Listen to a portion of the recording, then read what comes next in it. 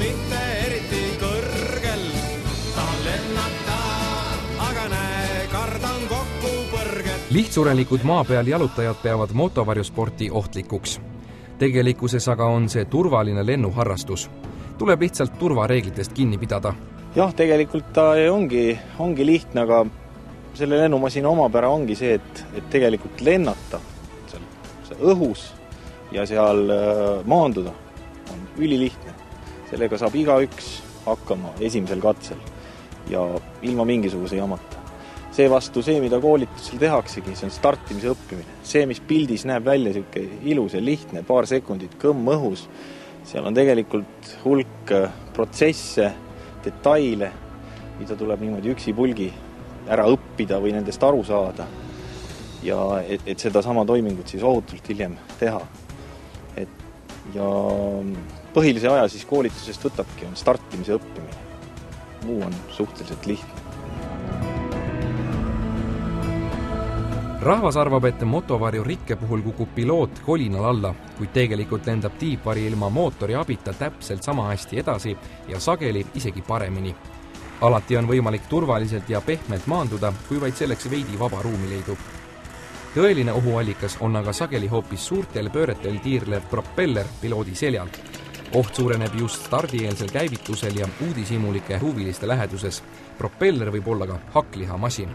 Ja siis sellel näpul on lihtsalt lihalõige, aga siin see otsa mul ennem otsast ära. See propelleriga said või?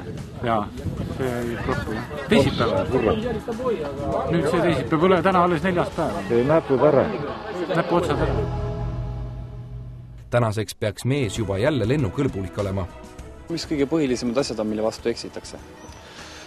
No nagu ma ütlesingi, see sama, et tegelikult õhus tundub, et on aega küll, aga siiski õhus lendamine ja kõik sündmused toimuvad väga kiiresti ja eriti kiiresti hakkavad nad siis toimuma, kui mingisugune tekib mingi anomaalia või midagi läheb valesti. Ja põhimõtteliselt eksitaksegi siis selle vastu see sama grupis lendamine. Grupis lendamine peaks olema alati ikkagi eelnevalt kokku lepitud, et me lendame kindla skeemi, trajektoori, liikumise järgi. Kui me teeme trikke, siis me peame seda tegema teistest, eraldume grupist, teeme seda kuskil eemal.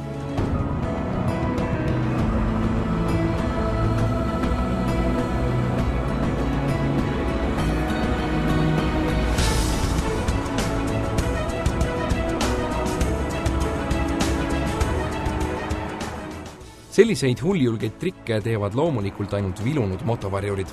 Külma närvi peab neil olema rohkem kui küllaga.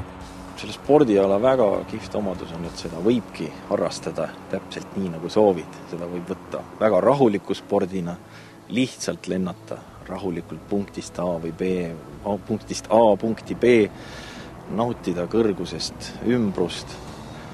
Ja kui on soovi, siis võib sellega teha väga adrenaliinirohkeks, tehes akrobaatikat, pöördeid, suurendades gravitatsiooni, möllates õhus.